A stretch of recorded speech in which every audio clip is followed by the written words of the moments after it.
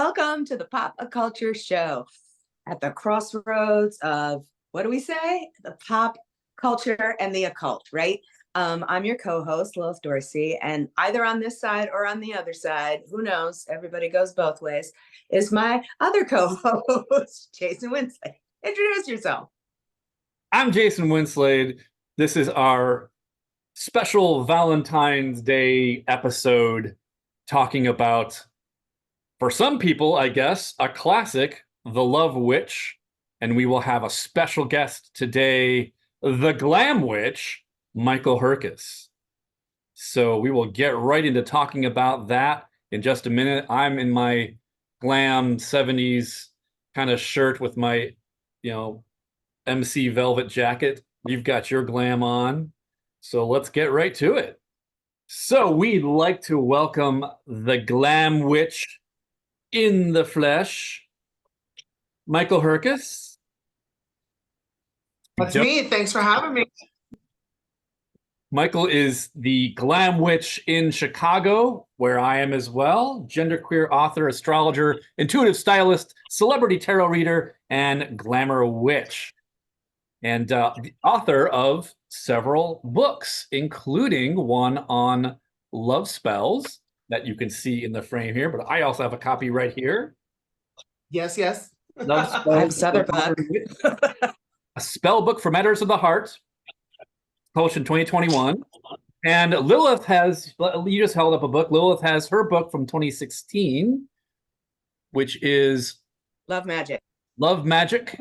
Over 250 spells and potions for getting it, keeping it, and making it last. So we have two resident love spell experts here today to talk about The Love Witch, the film from 2016 that some people consider a classic at this point. Others are more skeptical of that. And I just watched it for the first time just the other night, and I have thoughts as well, but let's get into it. And just real quick, so it's a 2016 film, produced, written, edited, directed, and scored by Anna Biller, who is known as specifically a feminist filmmaker, which is interesting. And one of the things that was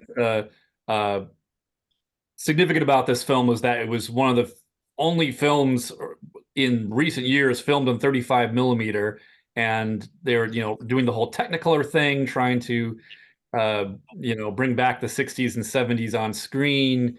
It's distributed by Oscilloscope Laboratories, so it's got all that pedigree to it that's about film history and all that. And it won all kinds of awards and was critically loved, really high Rotten Tomatoes score. People seem to love this film. Michael, you are one of them. So can you tell us why? What is it about The Love Witch? You said you've seen it 600 times? Yeah. Is that true? Well, there's of course so many different layers to it. I mean, just visually, it's a very beautiful, glamorous film. So naturally, I would love that. I love the 35 millimeter. I think it just adds an extra, I don't know, like softness to it in some kind of a way. But that aside too, it's a really cool movie. It shows witchcraft. We actually see real witchcraft, spells and rituals and stuff being done in it. It's not as so much supernatural in regards to like Hollywood witches, which is something that I've loved. I've kind of joked sometimes that I see this movie being like a 2-hour Lana Del Rey music video. It just is kind of trippy and delusional in that aspect too. But I also love this. I love the like murderous part of it as well. The stabbing of the guys in the chest, the killing of the men. It's I just think it's well done in so many different levels. Of course, there's different flaws and stuff to it as well, but it's just one of my favorite witch movies, style movies, glamorous movies, murder movies, all of those things. And I just love the high camp of it all too. But even the fact that it is campy, and a lot of people find it funny, but I love that it was actually written more as a tragedy. And in looking into some of the things that Anna tried to do with the film and kind of the motivations for doing things certain ways, of course, hearing all of those, it creates a different understanding of the film as well. But it was supposed to be more of a tragedy, kind of in some kind of ways like a Greek tragedy, which knowing that too, I'm able to see it through a different lens. And I really appreciate some of the layers and the foreshadowing and things that are put in through the film. That's so interesting. I mean, it really does evoke that, the femme fatale era and, the sort of the Hitchcock of it all. There's definitely some of that stuff in there, and it's very, if you're a fan of that kind of stuff, it does hit those spots pretty well. So, I mean, Lilith, you have your own take on it. I know, I'm making faces. I mean, I do love the look of it. As a filmmaker, I can't not love the Technicolor and just the use of color and the sets and the 35 millimeter and all of that I find fantastic. But I was saying, if I was going to take any notes, it would have been, why am I watching this film? And this main character is Delulu. Like, those would have been my two notes. Because I'm not really sure, and I'm surprised that it's a feminist filmmaker, because I'm not really sure what they're getting at. I mean, obviously there's this sort of undercurrent of, be careful what you wish for, and that certainly plays out over and over again. But it's just, it's either too campy or not campy enough. It doesn't really commit, and I don't like that about the film, as well as a bunch of other things that I don't like about it. Honestly, I mean, and Michael, you and I have talked about this before, about the goddess Lilith and the permutations. To me, it seems like a bad remake of Robert Rossen's Lilith with Warren Beatty and Gene Seberg. Because in that story, you've got this kind of, Lilith who's a mental patient, and she's sort of seducing intuitively, as opposed to going and getting potions. Her potions are nature. She pulls stuff out of a tree and shoves it in his mouth, and then he loves her, So I love the rawness of that, whereas this seems very contrived, and just the mispronunciations annoy me, and the spell ingredients annoy me. And I'm like, what is she, is she really trying to kill him? I mean, and then that again makes a completely different film. Yeah, I will say, so I love that you said absolutely Delulu. Like that is a part of it. And I don't know, she definitely is like, she's the main character, but she's also the villain, right? And I kind of have always had a soft spot in my heart for movies like that, or shows. So that's another like kind of reason why I kind of do like it. I like the Delulu of it all. But if we look at some of the stuff in it, like we don't have a super ton of backstory on her, but we have enough to know that her father was abusive and called her fat and all these different things. She had a horrible husband. She's also, had the priest guy and stuff like that. So she's had these bad encounters with men, but at the same time is just obsessed with the idea of love. And what I've really loved, and I just rewatched it last night, and I've noticed something that I kind of didn't notice before, but there's this kind of dichotomy in gender that I think is interesting to chat about, because it's like on the surface, I think, or subconsciously, like Elaine really wants to have this love. She wants to bring that into her life. She wants to have that fairy tale ending, all of that kind of stuff. But going through the trauma and everything that she's done and been a part of, like through the patriarchy and through the men that she's dealt with, she's in her own way become like patriarchal and villainous and a murderer. If we also look at like her one friend, and I'm drawing a blank on her name right now, but the woman that lets her into the house and she does the tea and everything with. In the beginning, she was much more married and she was more submissive and all of that. But then she's wanting to be like Elaine. She tries on all of her clothes and she's kind of learning kind of in a, maybe if we look at like a Lilith and Eve kind of projection, like, Elaine is a Lilith and I can't remember her name, but is more of like this Eve kind of character that's interested in kind of being more seductive and going down that road. And then even it's what we kind of see is Elaine kind of kills these men or are done with them once they kind of get into their feelings. So they leave that patriarchal world and shift into this more feeling feminine kind of era. And so that was just something that I kind of picked up yesterday that I'd never really noticed before, that I just thought was interesting. And I liked the flip, how like all of the characters in some kind of way flipped emotionally and ended up not being what they were in the beginning, if that makes sense. Yeah, there's just a new take that I took on it. I was really struck by the tea room scene in which Trish, her friend, the woman that lets her in, says, "It sounds like you're." I forget the actual line, but it sounds like you're carrying water for the patriarchy, you know. And I was like really struck by that. I was like that's the writer in there.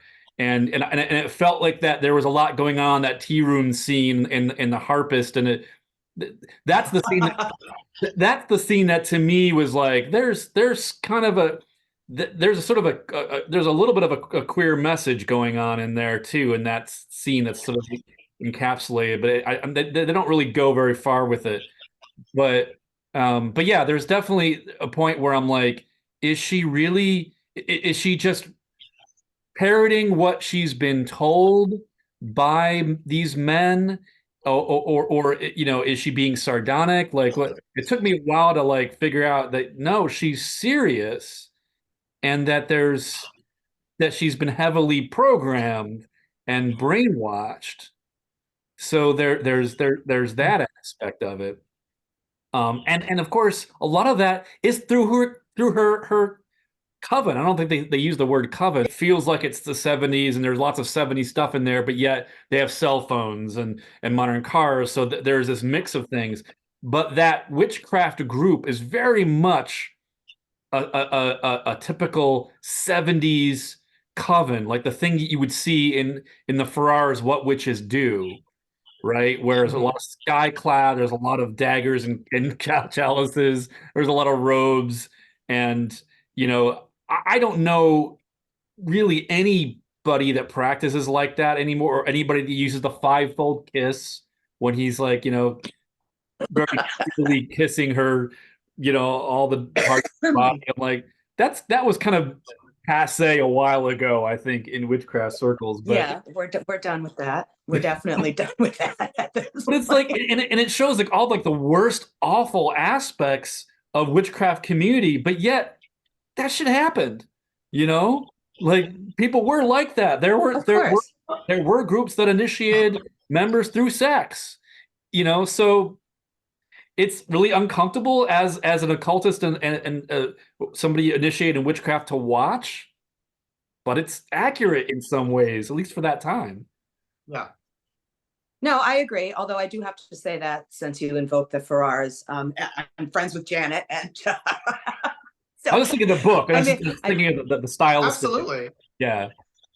It is a film, so I mean, I don't know. I think I'm aware and know that some people get really upset when like there's any kind of straying from reality in films and like real witchcraft. But I always feel like too, I mean, I don't know, even if it's something that's like hyper done up. I know like so Lilith just had mentioned too, like the spell ingredients. Like one thing that kills me is when she's doing her like love spell in the beginning by herself, and she's like in her book of shadows, and she sees like all of the ingredients for these love spells, and it's got some horrible herbs in it that would like not make anything manifest for you. It's got some elderflower, which is to block you in your heart. But then again, it might be a smart thing because none of her spells are really technically working. She gets them, but then there's this blockage, and then she has to kill them at the end. So I mean, it could also be a lesson of make sure you're using the right ingredients, because they might actually end up working like anti what you want. So you should get the right spell books, like, you know. Yeah, like our books. Yes. Correct. I mean, I talk about it ironically in this love spell book. I specifically talk about the use of like getting the real ingredients and stuff like that. Like right now we live in such a culture where it's, oh, my intuition told me to use this, or I heard on something and so like they told me to use this. But it's like at the end of the day, salt and sugar look the same, but they're going to give you this a way different result in baking a cake. The same thing is true with your spellcraft. Like have knowledge, do the research, know specifically what you should be using and not.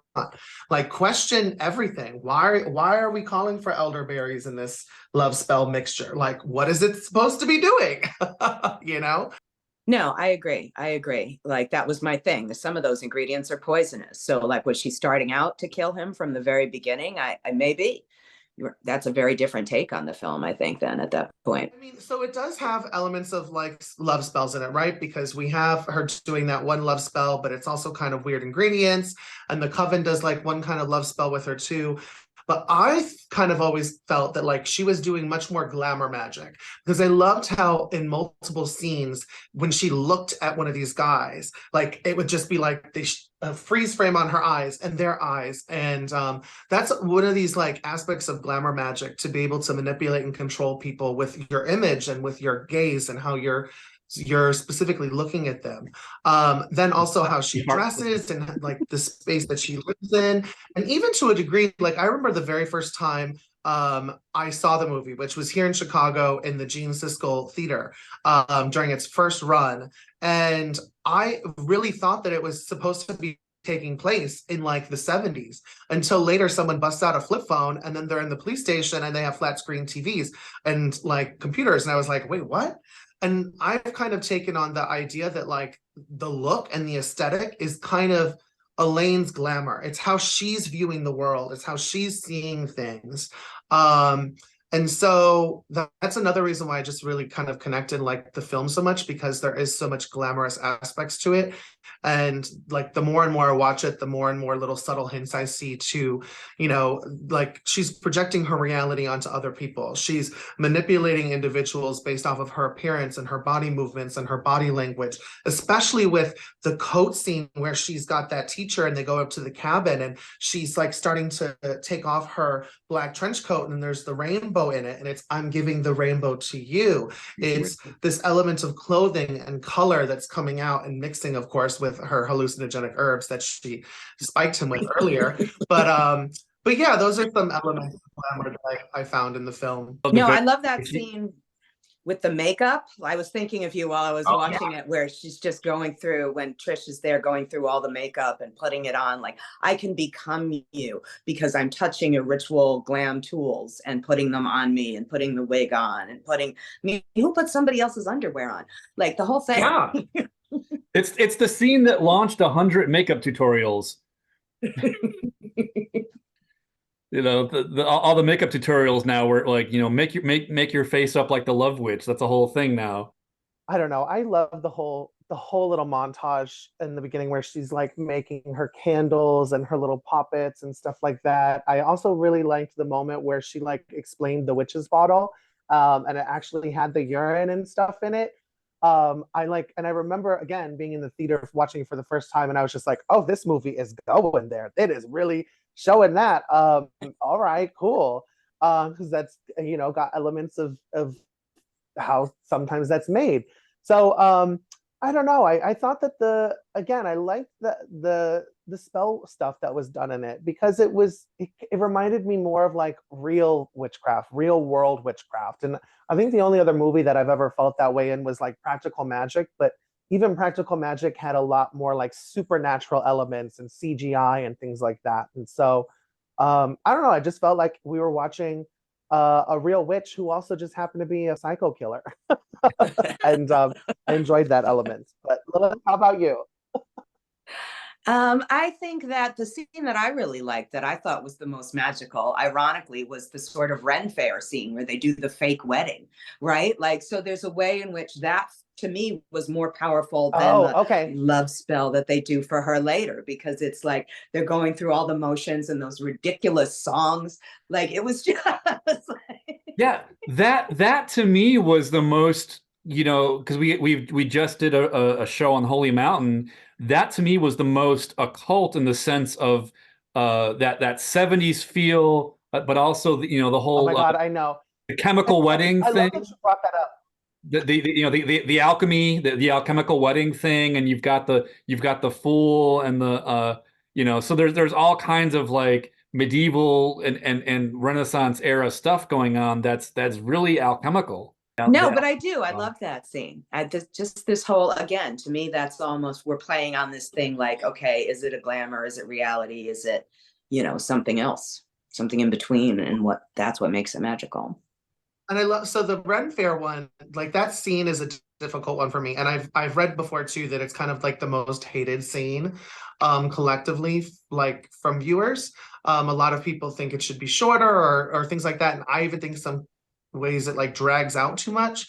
But I do appreciate, the element of, there's the like the real celebration that's kind of coming through too, with it being witch holy day and stuff like that.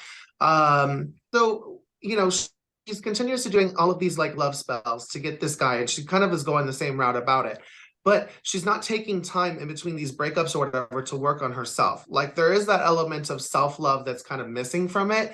And I also kind of feel like just talking about self-love, it's kind of becomes like it's such an overplayed terminology and things like that. But it does, like, that's one of the elements of, like, I guess Hollywood witchcraft that keeps seeping through. It's just, oh, I'm going to do a love spell and I'm going to get this person. But in reality, it's like you have to also work on yourself. It's not just about going out and kind of attracting and getting these people. Like if you're not in the right place, how are you going to be able to bring somebody else into your life? So she's clearly traumatized, delusional. I think, but I don't even like, I want to say she's delusional, but at the same time, it's very clear that she's gone through some stuff that's maybe making her that way. So I don't know, but I definitely think that she's missing out on that element of like releasing and healing and just jumping into, oh, I need someone else. Oh, I need someone else. Oh, I need somebody else. Well, she does say that it's not self-love, but she does say that she feels powerful. So she's reclaimed that for herself to feel powerful and to use that power. So that's what replaces the self-love, I think, is for her, is just being able to manipulate people. Yeah, but the thing, and that's a good point too. I mean, she does, yes, power, absolutely, but I think it's way different than empowerment. Sure. And I think that that's another thing that I've heard and people discuss about too. It's just coming into witchcraft that they're looking for power over others, power to have things. When a lot of times it's more really kind of focused on power over self, and that makes you kind of stronger. But I think that's a great point to bring up. I mean, yes, she had that relationship, I think she had mentioned too, and it was like when her husband Jerry had left her, or she killed him or whatever, she turned into witchcraft, and that's how she kind of found power again and found power over men. And I remember hearing too that the director wanted to use witchcraft just as kind of a symbol of that kind of finding power again over like a women finding power over men in a patriarchal world. The idea of the witch was a major kind of thing for her. That's why she ended up doing it from like a witchcraft perspective.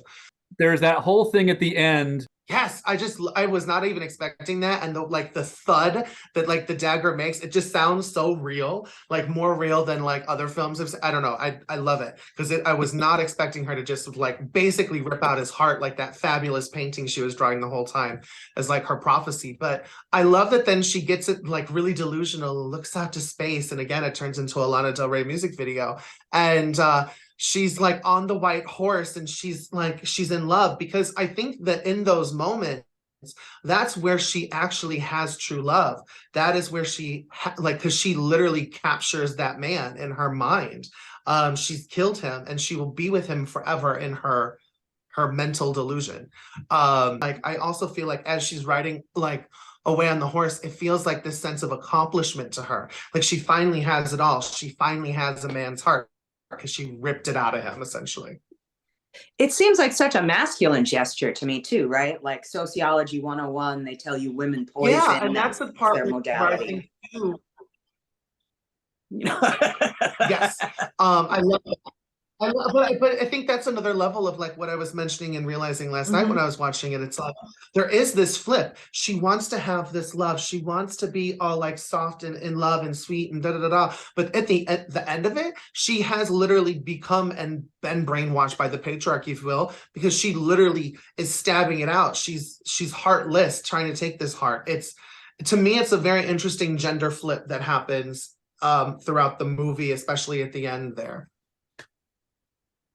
Yeah, there's a lot of it through the movie where she's saying, oh, poor baby, and it's like you don't believe. I mean, we're not supposed to believe her, and of course, there's also that very stylized acting that is over the top and fake to begin with.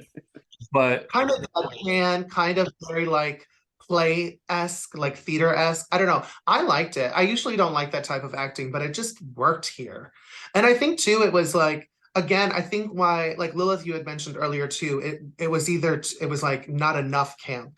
But I think that Mhm. had the director gone in like, oh, we're gonna make this campy, it would have landed a lot better. It was not intentionally campy. And I think sometimes too, I mean, that's better. But anyways, Michael was saying that with real love magic, self-love is a big part of it. Lilith, what would you say you would add as from your love spell author perspective in terms of Yeah, I mean, I agree with that completely. I say a lot of that in my book. I think that's probably why it didn't sell better because people ain't trying to hear that.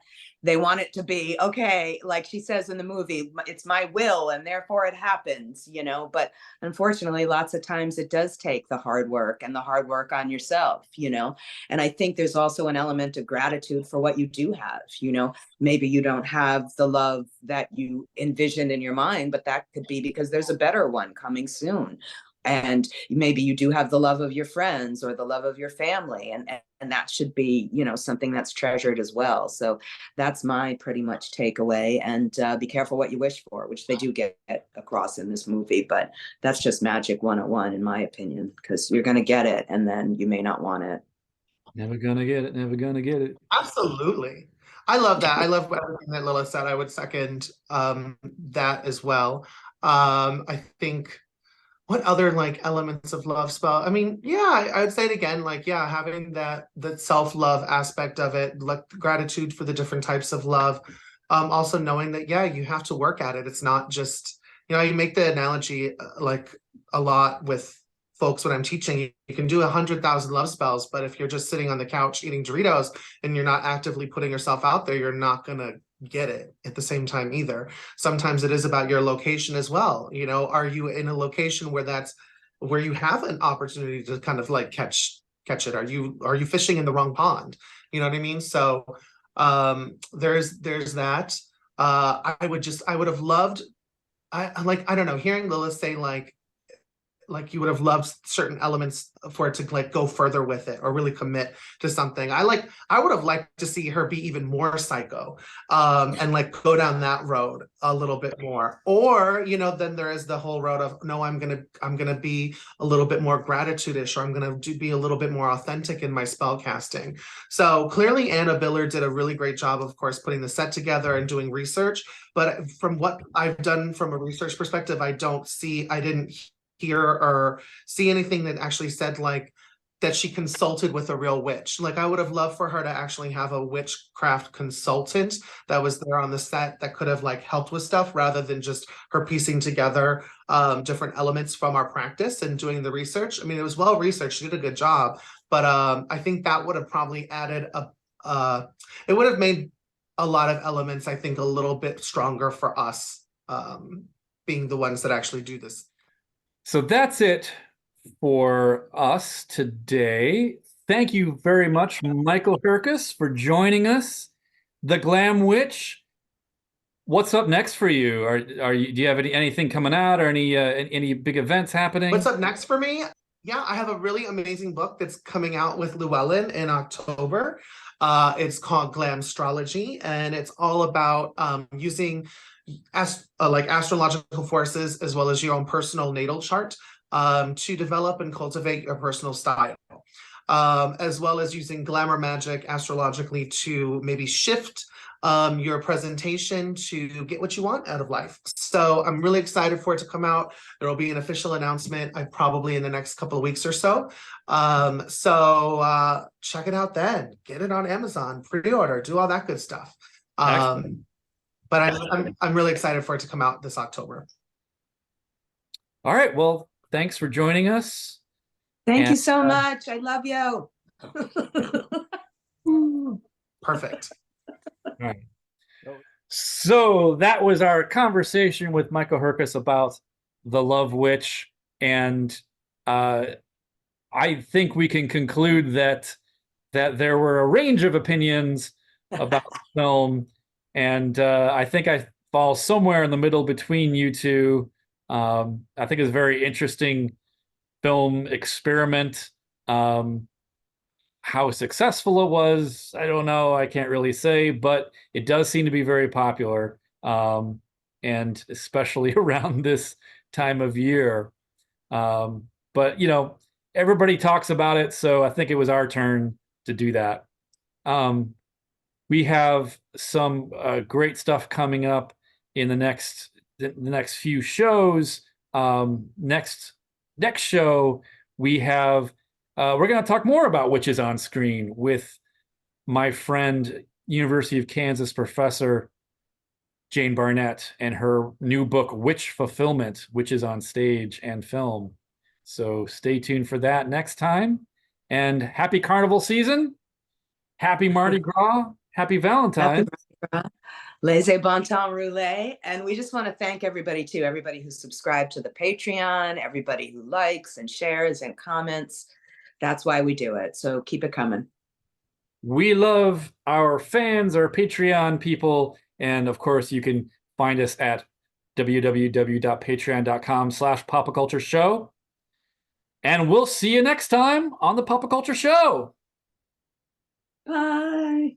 Bye-bye.